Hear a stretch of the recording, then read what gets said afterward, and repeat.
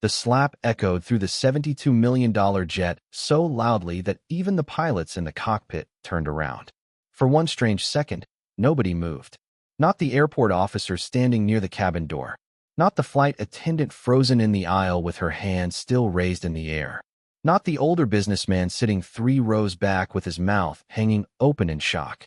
Even the espresso cup resting beside the man in the leather seat trembled slightly from the impact. The woman breathing hard in front of him thought she had just put an arrogant passenger in his place. What she did not understand was that the man she slapped was not some random traveler trying to sneak into first class. His name was Adrian Carlisle. He owned the aircraft she was standing on. He owned the private aviation company that operated it. And before this flight was supposed to take off, he had already signed paperwork that morning to purchase 2 additional charter companies worth nearly $900 million combined.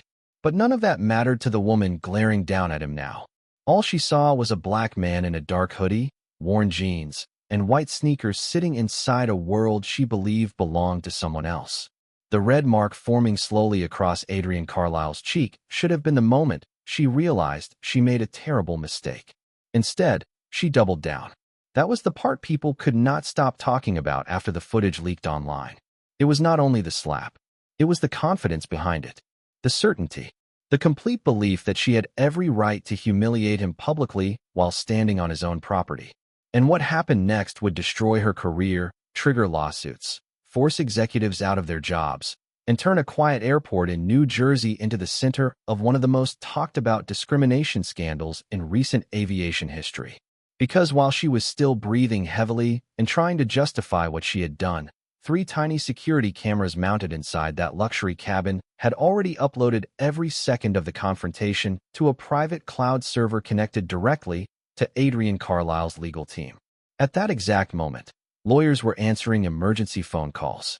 Executives were opening emails that would cost millions of dollars. Human resources directors were printing termination paperwork.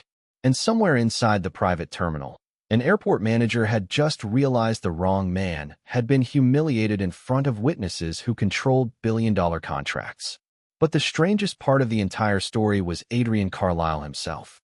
He never raised his voice. He never threatened anyone. He never even stood up aggressively after being slapped across the face. He simply looked at the woman in front of him with the exhausted expression of a man who had lived through moments like this his entire life. Then he picked up his phone. 8 minutes later, everything she had spent years building was gone. Before we dive deeper, let us know in the comments where you're watching from. We'd love to hear from you. And don't forget to hit that subscribe button so you never miss any of our upcoming videos. By the end of that week, 3 senior executives would resign from one of the most powerful luxury aviation companies in the country. A private charter corporation that once catered to celebrities, athletes, politicians, and Fortune 500 executives would lose more than $40 million in contracts almost overnight. Cable news stations would replay the footage for days. Legal analysts would argue about it on national television. Former airline employees would begin coming forward with stories of their own. And one question would sit at the center of the entire storm like a fire nobody could put out. How did a routine private flight turn into one of the most explosive discrimination scandals in modern aviation history? Because the truth was, what happened inside that aircraft was bigger than one slap. Bigger than one rude employee having a bad day. People reacted so strongly to the story because millions recognized the look on Adrian Carlisle's face the moment the flight attendant questioned whether he belonged there. It was the look of someone who had spent his entire life being asked to prove himself in rooms he had already earned the right to stand inside. And the woman responsible for humiliating him did not seem to understand that every second inside that cabin was being documented with crystal clear audio and video from multiple angles. Long before the public ever saw the footage online, attorneys were already studying timestamps. Investigators were already comparing statements. Executives were already trying to figure out how a temporary contract employee managed to ignite a corporate disaster in less than 10 minutes. What made the story spread even faster was the way Adrian handled it afterward. People expected anger. They expected shouting, threats, lawsuits, or some dramatic confrontation designed for headlines. Instead, they watched a man remain calm while being insulted on his own aircraft by someone who believed he could not possibly own it. That calm unsettled people even more than the slap itself. Former airport employees later admitted the silence inside that jet after the impact was more disturbing than if he had screamed back at her. He simply sat there staring ahead while the woman who hit him slowly realized she may have just made the worst mistake of her life. But there was another reason this story exploded across the country. When the footage eventually became public, viewers noticed something disturbing almost immediately. The flight attendant did not start treating Adrian Carlisle poorly after he spoke to her rudely. She did not react to aggressive behavior. She judged him before he even opened his mouth, before he explained who he was, before she checked the manifest, before she verified anything. The decision had already been made the second she saw a black man wearing casual clothes step onto a $72 million jet. And once people realized that, the story stopped being about a private argument on an airplane. It became a national conversation about race, status, power, and the assumptions people make in seconds that can destroy lives in minutes. News outlets began uncovering more details with every passing day. Reporters discovered that the flight attendant had only been assigned to Adrian's aircraft hours before departure. Journalists learned the private aviation company involved had quietly received prior complaints from minority clients years earlier. Social media users slowed down the footage frame by frame, analyzing every word, every expression, every movement inside that cabin. Some people focused on the slap. Others focused on the moment she called airport police and described Adrian Carlisle as threatening while he sat quietly in his seat, holding a cup of espresso. But perhaps the most haunting detail of all was what happened during those 8 minutes after the slap. 8 minutes. That was all it took for a woman with a stable career, industry connections, and a spotless employment record to lose everything she had built. 8 minutes from physical assault to termination notices. 8 minutes from arrogance to panic. 8 minutes from believing she held power over a stranger to realizing she had publicly humiliated one of the most influential men in private aviation. And to truly understand how everything unraveled so quickly, you first need to understand the man sitting inside that aircraft. Long before the headlines, before the lawsuits, before millions of people watched that slap replayed across television screens and social media feeds, Adrian Carlisle was just a quiet kid growing up in a small neighborhood outside Richmond, Virginia. His mother worked double shifts as a nurse's assistant at a rehabilitation center. His father spent 23 years repairing city buses for the public transit department. Money was always tight, but discipline inside the Carlisle household was not optional. Adrian's father believed a man's reputation followed him longer than his paycheck ever would, and he drilled that lesson into his son from childhood. If you said you were going to do something, you did it. If you showed up somewhere, you arrived early. If someone underestimated you, you let your work answer instead of your mouth. Those lessons shaped Adrian Carlisle long before he ever stepped inside a private jet. People who knew him growing up described him the same way. Quiet, observant, focused, the kind of person who listened more than he spoke. While other kids spent weekends hanging around parking lots or chasing trouble, Adrian spent hours near the small regional airport outside the city, fence watching planes take off into the sky. Something about aviation fascinated him. The precision, the structure, the responsibility. He used to tell his mother that airplanes were one of the only places in the world where excuses could get people killed. Everything either worked or it didn't. There was no pretending at 30,000 feet. After high school, Adrian joined the United States Air Force. Not because he came from military tradition, but because it was the fastest path he could find into aviation. The military changed him permanently. It sharpened the discipline his parents already planted in him and taught him how to remain calm under pressure while other people panicked around him. During his years working military logistics and aircraft operations, Adrian developed a reputation for solving problems quietly without creating drama. Supervisors trusted him because he never lost control emotionally, even in situations where millions of dollars and people's lives depended on split-second decisions. One former commanding officer later described him in an interview by saying, Carlisle could walk through absolute chaos carrying a cup of coffee and somehow make everybody else calm down just by being there. That ability followed him long after he left the military. When Adrian was honorably discharged in his early 30s, he entered civilian aviation with almost nothing financially. No wealthy investors, no family money, no celebrity connections, just years of operational experience, relentless work ethic, and a belief that luxury aviation could be run better than the cold, status-obsessed culture dominating the industry at the time. He started with one leased aircraft. 1. A mid-sized jet barely profitable enough to stay in the air during the company's first year. Adrian personally handled scheduling, client relations, staffing, late-night maintenance calls, and sometimes even luggage loading when employees called out sick.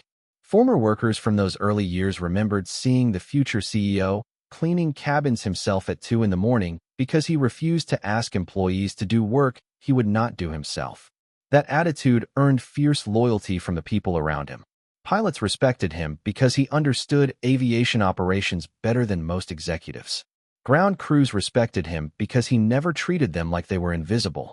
Flight attendants respected him because he remembered their names, asked about their families, and never acted superior simply because he signed their paychecks. Over time, that single leased aircraft turned into an aviation empire operating across multiple states with corporate contracts worth hundreds of millions of dollars annually. But despite the money, Adrian Carlisle never developed the personality people expected wealthy executives to have. He hated expensive suits. He disliked flashy watches. He refused to surround himself with bodyguards or assistants trying to make him look important. In fact, one of the most common arguments between Adrian and his executive team involved his appearance. They constantly pushed him to dress more like a billionaire when meeting clients or attending industry events. Adrian always answered the same way. "I got tired of dressing up just to make strangers comfortable." That sentence mattered more than most people realized. Because Adrian learned years earlier that no matter how expensive the suit was, certain people would still question whether he belonged in elite spaces the moment they saw his skin color. So eventually, he stopped performing for them entirely. He wore what made him comfortable: hoodies, dark jeans, plain sneakers.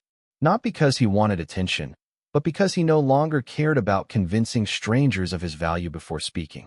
Ironically, that decision would become one of the reasons the woman on that jet targeted him so quickly.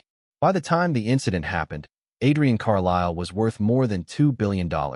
Yet employees regularly saw him walking through airport hangars carrying his own bags without security surrounding him. He mentored young black pilots entering aviation because he remembered how isolating the industry felt when he first entered it. He donated money quietly to scholarship programs without attaching his name publicly. And perhaps most importantly, he spent 3 decades mastering one skill that would later save him during the most humiliating moment of his life. Adrian Carlisle learned how to remain calm in rooms where people underestimated him. That calmness was not weakness. It was survival. Years of boardrooms, luxury hotels, private clubs, airports, and corporate meetings had taught him that losing emotional control often gave people exactly what they were waiting for. So he trained himself never to give it to them. Employees who worked closely with him said Adrian could absorb disrespect with an almost unsettling level of composure. At times, even his closest friends found it difficult to understand, including Malcolm Reed, the company's chief operating officer and Adrian's closest confidant for nearly 15 years. Because on the afternoon that flight attendant slapped Adrian Carlisle across the face inside his own $72 million aircraft, Malcolm Reed came closer than anyone had ever seen to losing control himself. Vanessa Mercer did not see herself as a bad person. That was part of what made the situation so dangerous. People who worked around her later described her as polished, efficient, and extremely good at performing professionalism when important clients were watching. She understood luxury culture better than most flight attendants in private aviation. She knew which champagne labels wealthy passengers preferred before takeoff. She memorized the names of celebrity clients. She practiced smiling in mirrors before shifts. She followed luxury influencers online and studied the behavior of high-net-worth travelers the way athletes study game film. Vanessa believed appearance was everything because, in her mind, luxury spaces operated like exclusive clubs with unwritten rules about who belonged and who did not. She spent years building herself into the type of employee private charter companies loved placing in front of wealthy clients. Elegant posture, controlled voice, perfect makeup, tailored uniform, every movement carefully rehearsed. But underneath that polished professionalism was something colder that many people around her quietly noticed long before the incident involving Adrian Carlisle ever happened. Vanessa judged people almost instantly. sometimes within seconds of seeing them. Ground crew workers at Teterboro later admitted they learned quickly which passengers Vanessa considered worthy of her warmth and which ones she dismissed immediately. Wealthy older white businessmen received bright smiles and soft, attentive conversation. Professional athletes or entertainers she recognized from television received enthusiastic treatment because she enjoyed proximity to status and celebrity. But workers, drivers, baggage handlers, and anyone she considered beneath the luxury image she admired often received something completely different. Short answers: annoyed sighs, condescending looks. Employees remembered seeing her complain constantly about passengers who did not look the part for private aviation. She rarely said anything openly racist or explicit enough to trigger formal complaints, but the pattern was noticeable. One former coworker later explained it carefully during an interview. Vanessa liked wealthy people, but only certain kinds of wealthy people. She had a picture in her head of what power and money were supposed to look like. That mindset shaped almost every interaction she had in elite environments. And because private aviation often revolves around image, exclusivity, and status, Vanessa's behavior survived longer than it probably should have. Her arrogance blended into the culture around her well enough that many supervisors ignored the warning signs. On the morning of the incident, Vanessa arrived at Teterboro Airport irritated before she even stepped onto Adrian Carlisle's aircraft. She had been assigned to the flight only hours earlier after another cabin crew unexpectedly called out sick. According to later reports, Vanessa complained immediately about the short notice and the lack of detailed information about the client. She disliked uncertainty because she treated flights like performances, and she preferred knowing exactly who would be sitting in the cabin before boarding ever started. While preparing the galley inside the aircraft, she snapped at a catering employee for placing silverware incorrectly. She criticized a cleaning worker over fingerprints she claimed were still visible on one of the cabin windows. At one point, she reportedly rolled her eyes at a black baggage handler who politely asked where she wanted luggage secured before departure. Witnesses later said she barely acknowledged him while answering. The interaction lasted less than 15 seconds, but people remembered it afterward because of the look on her face. It was not anger. It was dismissal, the kind of expression that makes someone feel small without a single insult being spoken aloud. One older ground employee named Raymond Ellis watched the interaction from across the hangar. Raymond had worked private aviation for nearly 25 years. He had seen executives scream at pilots, celebrities destroy cabins during drunken charter flights, and billionaires treat airport workers like furniture. Experience taught him how to recognize dangerous attitudes quickly.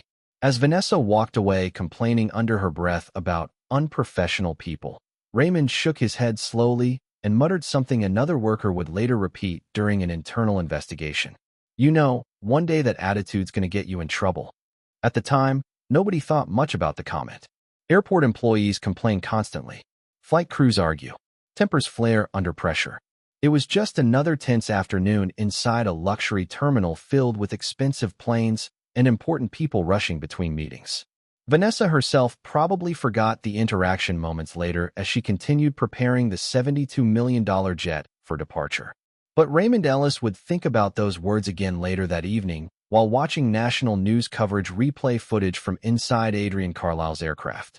Because only a few hours after he warned her, Vanessa Mercer's attitude finally collided with the wrong person. And unlike the workers, drivers, and overlooked employees she usually dismissed without consequences, Adrian Carlisle had cameras, lawyers, money, influence, and 30 years of experience staying calm while people underestimated him. A few hours later, that attitude finally got her into trouble. Adrian Carlisle arrived at the private terminal the same way he always did, without ceremony and without the kind of attention most people would expect from someone who controlled one of the largest aviation companies in the country. He stepped out of a black SUV wearing a plain dark hoodie, well-worn jeans, and clean white sneakers. No visible security detail followed him. No entourage rushed ahead to announce his arrival. Just Adrian and his longtime chief operating officer, Malcolm Reed, walking side by side through the glass entrance of Teterboro's executive terminal. To anyone watching casually, he did not look like the owner of a $72 million aircraft. And that was exactly the problem. Inside the cabin, Vanessa Mercer was finishing final preparations. Everything had to be perfect in her eyes. Glassware aligned with exact spacing. Linen folded without a wrinkle. Temperature adjusted to her preference, not necessarily the passenger's. She moved through the aisle with practiced precision, unaware that the man she had already formed an opinion about was walking up the stairs toward his own aircraft.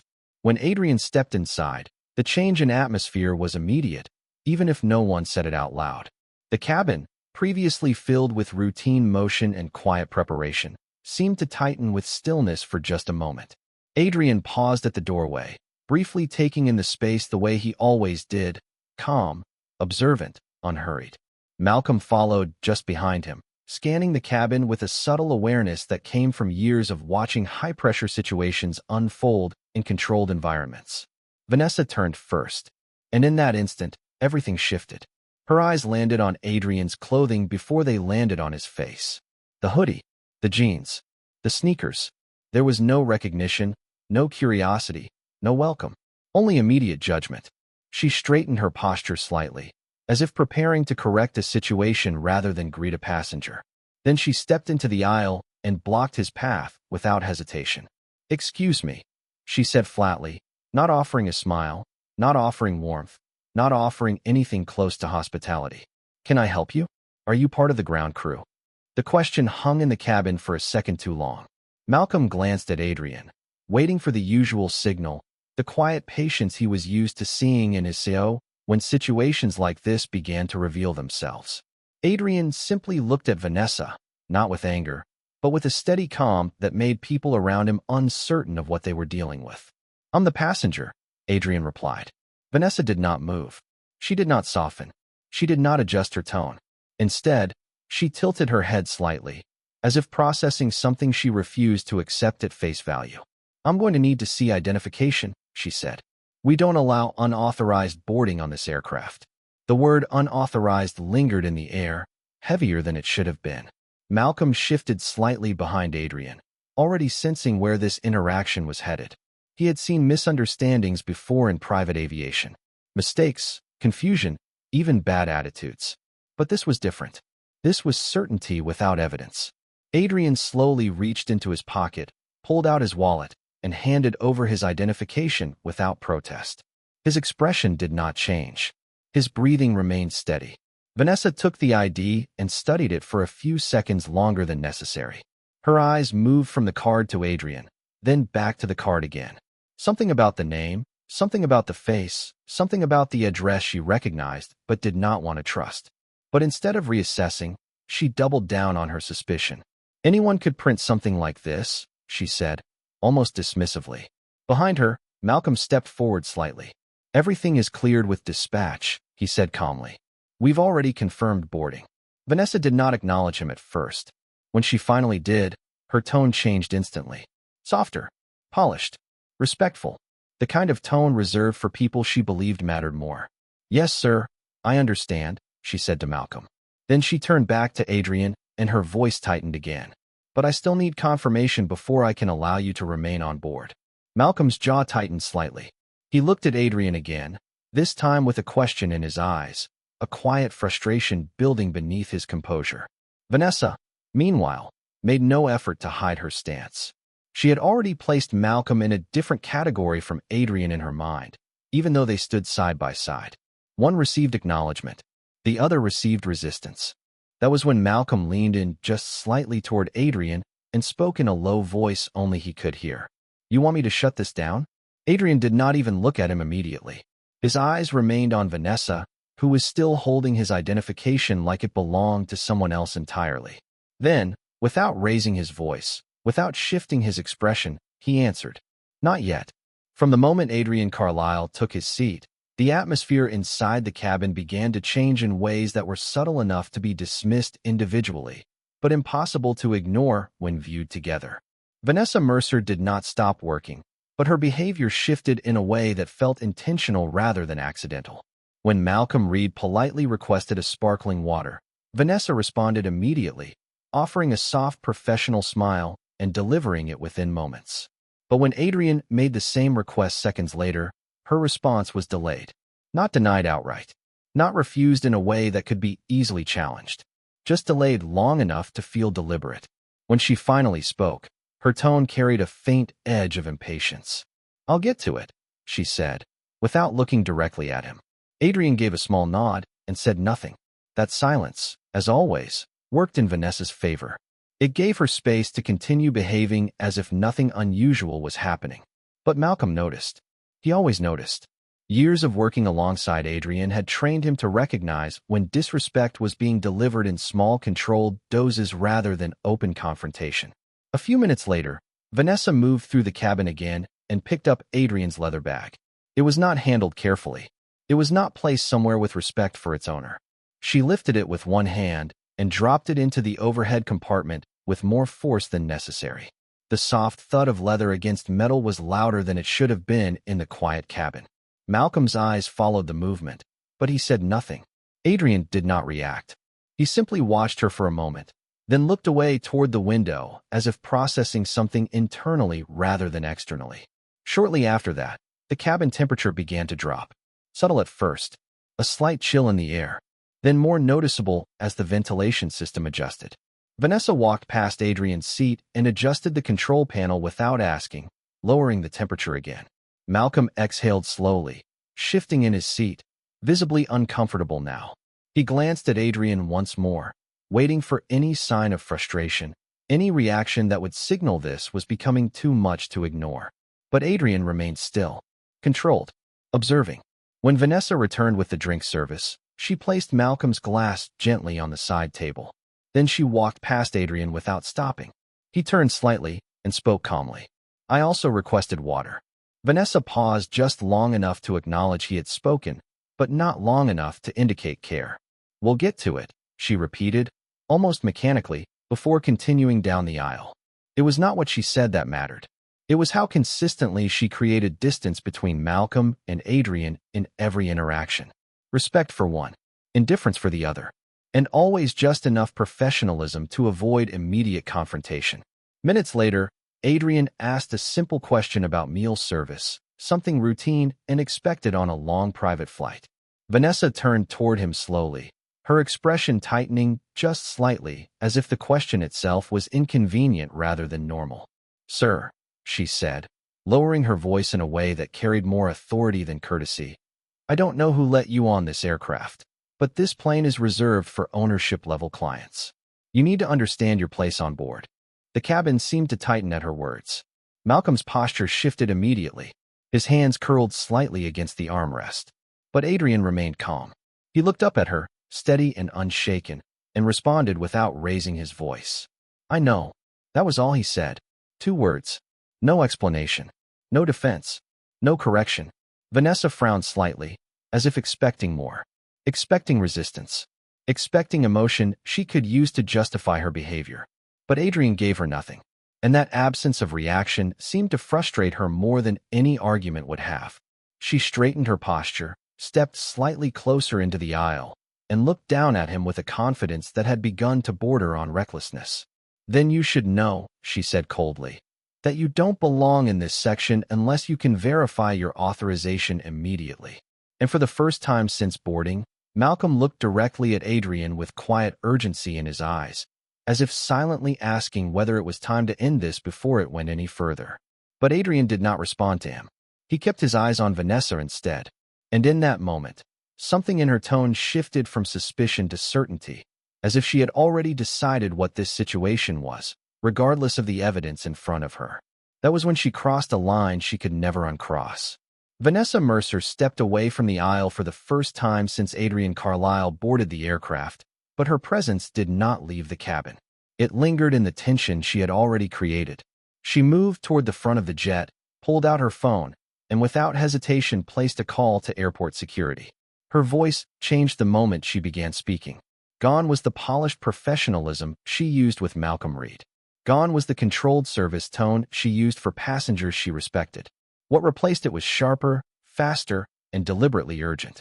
"I have a situation on board," she said. "There's an individual who boarded without proper authorization, and he's becoming increasingly uncooperative." She paused just long enough to listen, then continued. "I don't feel safe. I need airport police to respond immediately." The words were carefully chosen. Not aggressive, not confrontational, but structured in a way that elevated concern without requiring immediate proof. Behind her, Adrian remained seated, still, watching. Malcolm did not speak, but his expression had changed completely. The patience he had been holding since boarding was thinning into controlled frustration. He looked at Adrian once, then back toward Vanessa, as if weighing every possible outcome of what would happen if this situation escalated further. Within minutes, the sound of approaching footsteps outside the aircraft signaled that someone was coming up the stairs. The cabin door opened wider, and Officer Daniel Kerr stepped inside. He was in his late 40s, experienced, measured, the kind of officer who had seen enough airport disputes to know most of them ended with misunderstandings and ego clashes rather than real danger. At first glance, he assessed the situation quickly. Vanessa stood near the front of the cabin, visibly composed but insistent. Malcolm sat quietly, observing, and Adrian Carlisle remained seated in a relaxed posture that did not match the urgency he had just been described. Officer Kerr's eyes moved across the cabin slowly. "What seems to be the issue here?" he asked. Vanessa immediately stepped forward. "Officer, this man boarded the aircraft without proper verification. He refused to provide clear authorization and has been uncooperative since boarding. I believe he may pose a safety risk." Her tone was steady, but it carried enough weight to trigger protocol awareness in anyone trained to respond to potential threats. Officer Kerr shifted his attention to Adrian. He studied him for a moment longer than usual, taking in his appearance, his calm demeanor, the absence of visible agitation. Then he looked back at Vanessa. "Sir," he said, addressing Adrian directly, "can you explain your presence on this aircraft?" Adrian did not raise his voice. He did not move abruptly. He simply reached slowly toward his pocket, the same way he had earlier, maintaining complete control over his movements. But before he could respond fully, Malcolm stood up. "Officer," Malcolm said firmly, stepping slightly into the aisle. "This situation has already been verified through dispatch. He is the registered owner of this aircraft and the CEO of the company operating it." Officer Kerr paused.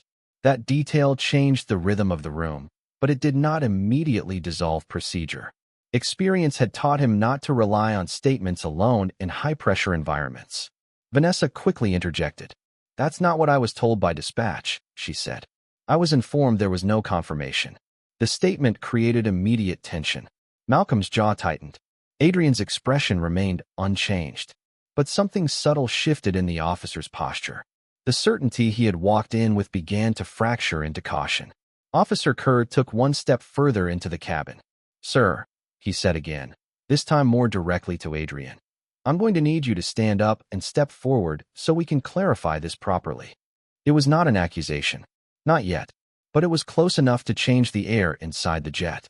And then Malcolm did something that altered everything. He lifted one hand and pointed upward toward the ceiling of the cabin. Installed above them were small, almost unnoticed security cameras. One near the front, one mid-cabin, one toward the rear. Each one showing a steady blinking indicator light. Malcolm's voice lowered. "Everything since boarding has been recorded." Silence followed immediately. Not the kind of silence that comes from pause or confusion, but the kind that settles when everyone in the room realizes the situation is no longer contained. Officer Kerr's eyes moved toward the cameras, then back to Adrian, then slowly back to Vanessa. For the first time since stepping inside the aircraft, hesitation appeared in his stance. Not fear, not conclusion, just awareness that whatever came next would not stay inside that cabin. Vanessa Mercer stood in the aisle of the aircraft with her attention split between Officer Daniel Kerr, Malcolm Reed, and Adrian Carlisle. For the first time since boarding, the structure she had been relying on was no longer fully under her control. The presence of the security cameras, the calm resistance from Adrian, and the measured silence from Malcolm had shifted the weight of the situation in a way she had not anticipated. Officer Kerr was no longer acting on assumption alone. He was observing, evaluating, waiting for something to confirm what he had been told. Vanessa's breathing became slightly uneven, though she tried to mask it by tightening her posture and adjusting her uniform. She looked at Adrian again, and something in her expression changed. The controlled professionalism she had maintained earlier began to fracture, replaced by irritation that was no longer hidden. "This is exactly what I was talking about," she said sharply. People like him always find a way to force themselves into spaces they don't belong in and then act like victims when questioned. The words landed heavily in the cabin. Malcolm's head turned immediately toward her. Officer Kerr's posture stiffened. Even the air felt like it had narrowed. Adrian remained seated for a moment longer, his expression unchanged, but something in his eyes shifted. Not anger, not shock, something colder, more final. Vanessa continued, her voice rising slightly as if trying to regain control of a situation that was slipping away. I don't care what paperwork you think you have.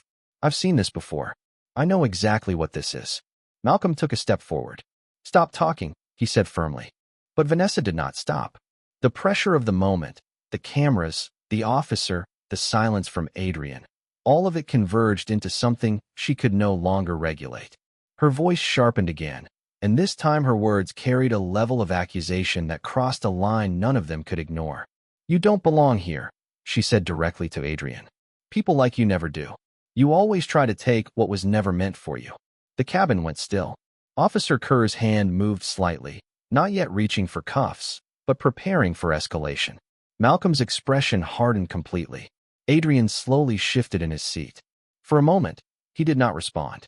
He simply observed her the way someone observes a decision that has already been made. Then he stood up. Not quickly, not aggressively, just a slow, controlled rise to his full height. The movement itself changed the space around him. He did not raise his voice. He did not gesture. He did not take a step closer to her. He simply spoke. Get off my aircraft. The words were calm, precise, final. For a fraction of a second, Vanessa froze. Not because she believed him, but because the certainty in his voice did not match anything she had prepared for. Then something inside her snapped. The fear of being wrong collided with the refusal to accept it. Her hand moved before her mind fully caught up. The sound of the slap did not feel like a normal sound.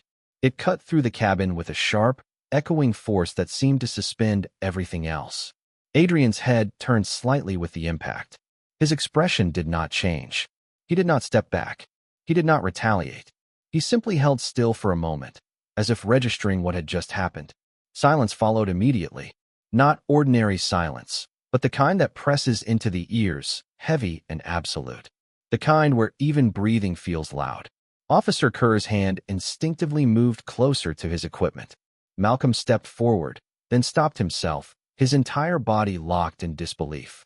Vanessa stood frozen, her arms still extended, realizing too late what she had just done. A slow, distorted awareness began to settle in the cabin as if time itself had stretched. Adrian finally turned his head back toward her. No anger, no shock, just a steady, unwavering stare that carried something far more permanent than emotion. And in that moment, the truth of what had just occurred became undeniable. And that was the moment. Vanessa Mercer destroyed her own life. The moment the slap landed, everything inside the aircraft shifted into a different kind of silence. Not empty silence, but loaded silence, the kind that carries consequences inside it before anyone even speaks. Adrian Carlisle did not move toward Vanessa Mercer. He did not raise his voice. He did not react in the way anyone in that cabin expected. Instead, he slowly lowered himself back into his seat, reached for his phone, and for the first time since boarding, began to take control of what would happen next. Malcolm Reed watched him closely, already recognizing the sequence that was about to unfold. He had seen it before, but never like this. Never in a cabin where cameras were already recording every second. Adrian made the first call without hesitation. Andrew, it's Adrian, he said calmly. I need you to pull the live footage from Aircraft 72 Alpha. You'll see an assault on the CEO. I want full legal action initiated immediately. Battery, false report, and trespassing. No delay. He paused briefly, listening. Yes. Preserve everything. Do not edit anything. I want it exactly as it happened. He ended the call and set the phone down as if he had just completed a routine task.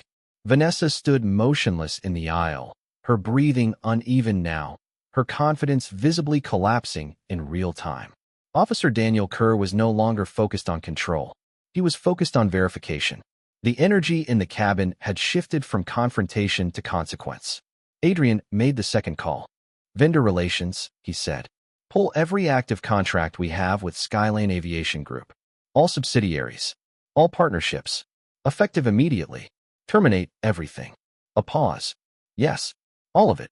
He ended the call again without looking up. Malcolm exhaled slowly, his eyes fixed on Vanessa, who was now beginning to understand that this was no longer about a misunderstanding on a flight. This was about a system being dismantled in real time. Adrian made the third call. Corporate headquarters, he said. Inform the board that an executive-level incident has occurred involving one of our contracted aviation providers. All future agreements with them are suspended pending review. Effective immediately. Another pause. No exceptions. He ended the call and placed the phone down gently on the armrest. At that exact moment, Officer Kerr stepped slightly away from the aisle and pulled out his device. He had finally done what he should have done earlier without hesitation. He checked the aircraft registration again, this time thoroughly, cross-referencing the tail number with FAA records and corporate ownership data. The result did not take long. His expression changed immediately. He looked up slowly at Adrian Carlisle, then at the cabin around him, as if reassessing everything he thought he understood when he walked in. This aircraft is registered to Pinnacle Aviation Holdings, he said quietly. He paused again. And the registered owner is Adrian Carlisle. Vanessa's face went pale. The officer continued, scrolling further. He is also listed as CEO of the operating charter group and principal shareholder of the parent aviation company. The words did not need repetition. They hit the cabin once and stayed there. At that exact moment, Vanessa's phone buzzed. Once. Then again. She looked down. Suspension notice. Then another message. Termination of employment, effective immediately. Her hand trembled slightly as she read it. She did not speak. She did not look up. She simply stood there, still inside the aircraft she had just tried to control, while her professional life disappeared in real time on a glowing screen. Officer Kerr lowered his device slowly. Malcolm did not speak. Adrian did not move. And Vanessa Mercer, still standing in the aisle of a $72 million aircraft, realized she no longer had anywhere to stand at all. But losing her job was only the beginning. Within hours of Vanessa Mercer being escorted out of the aircraft, the footage had already begun moving through secure legal channels. Adrian Carlisle's legal team did not hesitate. They did not negotiate. They did not wait for public pressure or internal review. They released the full cabin recording exactly as it had been captured, with all 3 camera angles, unedited, timestamped, and verified. At first, it circulated quietly among aviation executives, compliance officers, and legal departments. But within a single night, that silence broke. By morning, the video had entered public space. It started with clipped headlines. Private jet incident under investigation. Executive assault case raises industry questions. Airline CEO allegedly targeted on own aircraft. Then it escalated. News networks began running full segments. Not speculation pieces, not commentary, but raw footage breakdowns. The kind of coverage that leaves little room for interpretation. Vanessa's voice played again and again in living rooms across the country. Her refusal, her accusations, her escalation. And finally, the moment everything changed. Social media reacted immediately, but not in scattered bursts. In waves. Hashtags formed and spread within hours. Hashtag Carlisle Incident. Hashtag Private Jet Scandal. Hashtag Aviation Accountability. Hashtag 8-minute collapse. The story was no longer about a single flight. It was about what happened after. Within 48 hours, 3 senior executives at Skylane Aviation Group submitted resignations. Official statements cited irreconcilable differences in leadership direction. But internal leaks told a different story. They were distancing themselves before the fallout reached them. Board members began emergency meetings that stretched late into the night. One by one, emergency calls were made to legal advisors, crisis management firms, and insurance representatives. Every conversation led to the same conclusion. Exposure was no longer avoidable. Major corporate clients began pulling contracts immediately. A multinational logistics company terminated a $12 million annual agreement. A private investment firm suspended all aviation partnerships pending review. 2 Fortune 500 executives publicly announced they were moving their fleets to competing providers, effective immediately. Skylane Aviation's legal inbox filled faster than it could be processed. Notices of liability, breach of contract warnings, requests for internal audit disclosures, each one referencing the same source, the cabin footage. Inside the company headquarters, executives who had once defended the organization's culture now sat in silence as financial projections collapsed in real time. Screens displayed downward spirals of revenue forecasts. Phone lines lit up continuously with investor demands for clarification. No one had answers that satisfied anyone. Then came the resignations. First the CEO, then the chief operations officer, then the head of compliance. Each departure was announced within hours of the last, creating a chain reaction of instability that no emergency strategy could contain. Meanwhile, news outlets shifted from reporting the incident to analyzing its impact, not just on Skylane Aviation, but on private aviation as a whole. Experts were brought in to discuss protocol failures, bias in high-security environments, and corporate responsibility in elite transportation services. Courtroom sketches began circulating as legal proceedings were filed almost simultaneously in multiple jurisdictions. Civil suits, federal complaints, regulatory inquiries, all stemming from one recorded sequence inside a private jet cabin. And at the center of it all, the footage remained unchanged. Vanessa Mercer's words, her actions, the moment she struck Adrian Carlisle, the silence that followed, the consequences that unfolded immediately after. What made the public reaction so intense was not just what she did. It was how fast everything collapsed afterward. A single incident, captured on camera, turning into a corporate implosion that no board meeting could stabilize. And in less than 1 week, Skylane Aviation Group went from one of the most trusted private charter operators in the country to a case study in failure. But even then, the final consequence had not yet arrived. The courtroom was quieter than anyone expected it to be, not because the case lacked attention, but because the evidence had already done most of the talking before the jury was ever asked to decide anything. Adrian Carlisle sat at the defense table with the same calm posture he had maintained from the moment the incident began. Beside him, Malcolm Reed reviewed documents without expression, occasionally glancing toward the prosecution table where Vanessa Mercer sat with her attorney, visibly tense, her hands clasped tightly together as if trying to hold herself in place. The prosecution did not begin with emotion. They began with structure. They played the footage first. All of it. 3 angles. Full audio. Time-stamped sequence. The jury watched in silence as the cabin unfolded again in front of them. Vanessa's early dismissals. The ID check. The refusal to accept verification. The escalating accusations. The call to security. Officer Daniel Kerr's entry. Malcolm Reed's confirmation. And finally, the moment everything broke open. The slap replayed once. Then again. And then the courtroom fell into a deeper silence when the judge instructed it to be shown a 3rd time, slowed down. No one looked away. When the prosecution finally stood, there was no theatrics in his voice. Only precision. Let's remove interpretation, he said. Let's focus on behavior. He turned slightly toward the jury. Ms. Mercer made a decision based on assumption. Not evidence. Not verification. Assumption. A pause. Then came the question that shifted the entire room.